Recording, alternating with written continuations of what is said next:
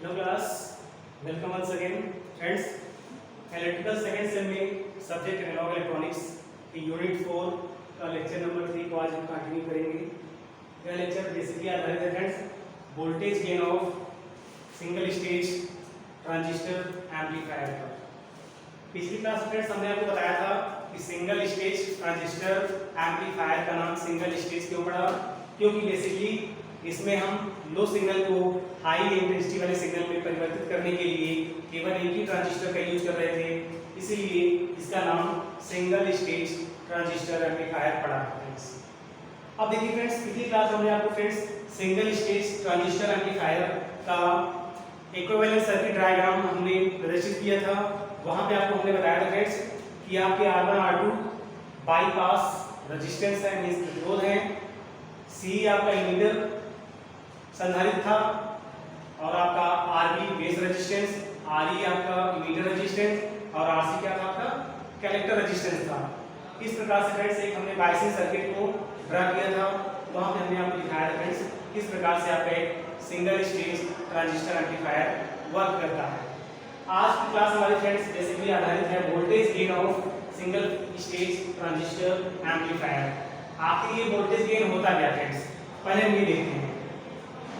देखिए friends, bye formula देखा जाए तो एक एम्पलीफायर जिसको हम प्रवर्धक बोलते हैं, प्रवर्धक का वोल्टेज लाभ जो होता है वो होता है आउटपुट एसी वोल्टेज में परिवर्तन divided by input AC voltage में परिवर्तन।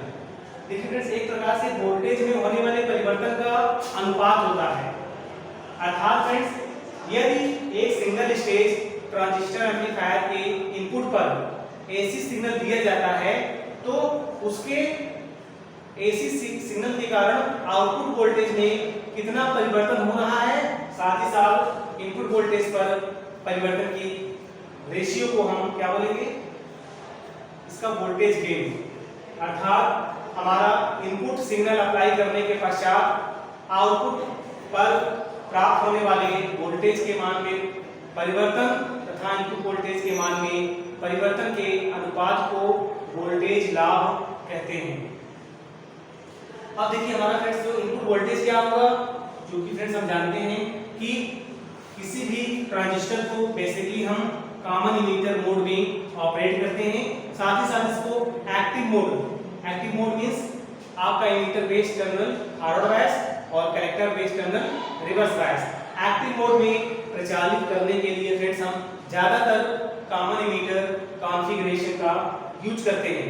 तो फ्रेंड्स इसमें इमीटर टर्मिनल आपका कॉमन हो जाएगा अर्थात ग्राउंडेड हो जाएगा। ग्राउंडेड होने की वजह से फ्रेंड्स जो आपका इनपुट सिग्नल दिया जाएगा वो बेस और इमीटर के मध्य में इनपुट वोल्टेज दिया जाता है। तो फ्रेंड्स हम कह भी सकते हैं कि बेस और इमीटर आपका इनपुट होगा और कलेक्टर बेस आपका क्या हो जाएगा, आउटपुट हो जाएगा। अर्थात फ्रेंड्स जब किसी सिंगल स्टेज ट्रांजिस्टर एम्पलीफायर के इमीटर और बेस के मध्य इनपुट वोल्टेज प्रदान किया जाता है तो उसकी कलेक्टर बेस आउटपुट पर प्राप्त होने वाले वोल्टेज के मान में परिवर्तन और इनपुट वोल्टेज के मान में परिवर्तन के अनुपात को हम परिभाषित करेंगे वोल्टेज लाभ के टर्म में। अर्थात फ्रेंड्स यहाँ जो आपका इनपुट वोल्टेज होगा वो बेस और इमीटर के मध्य वोल्टेज होगा, क्योंकि हमारा इमीटर साइड और बेस के बीच में ही आपका इनपुट सिग्नल दिया जाएगा और इमीटर साइड आपका इनपुट सिरा होगा और कलेक्टर साइड आपका क्या हो जाएगा, आउटपुट सिरा हो जाएगा। तो इनपुट साइड हम वोल्टेज दे रहे हैं तो वोल्टेज क्या कहलाएगा, VBE अर्थात base emitter voltage.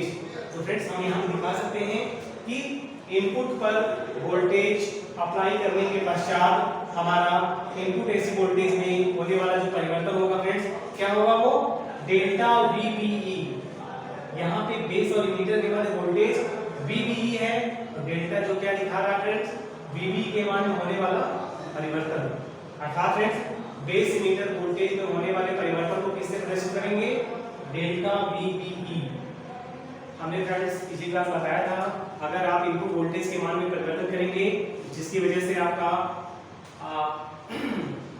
Base current और कलेक्टर करंट के मान में भी परिवर्तन हो जाता है फ्रेंड्स। तो फ्रेंड्स यहाँ पे देखिए हमने इनपुट वोल्टेज के मान में परिवर्तन किया, जिसकी वजह से आपका बेस करंट और इमीटर करंट दोनों के मान में परिवर्तन होगा। इन दोनों के मान में परिवर्तन होने की वजह से जो आपका कलेक्टर इमीटर वोल्टेज अर्थात VCE उसके मान में भी परिवर्तन होगा। अर्थात फ्रेंड्स पॉजिटिव हाफ साइकिल में VCE का मान बढ़ेगा और नेगेटिव हाफ साइकिल में VCE का मान घटेगा। अर्थात फ्रेंड्स दोनों पॉजिटिव हाफ साइकिल और नेगेटिव हाफ साइकिल जस्ट एक दूसरे के विपरीत होती हैं। हम कह सकते हैं कि दोनों के मध्य फेज डिफरेंस का मान 180 डिग्री होता है। ये सब चीजें फ्रेंड्स हम पिछली क्लास में डिस्कस कर चुके हैं। तो हमने देखा फ्रेंड्स इनपुट AC वोल्टेज में होने वाला परिवर्तन क्या हो जाएगा, डेल्टा VBE, जिसकी वजह से फ्रेंड्स आउटपुट AC वोल्टेज हमने आपको बताया फ्रेंड्स आउटपुट AC वोल्टेज क्या हो जाएगा, VCE। तो फ्रेंड्स यहाँ पे VCE नहीं, आउटपुट वोल्टेज में परिवर्तन हम डेल्टा VCE दिखाएंगे।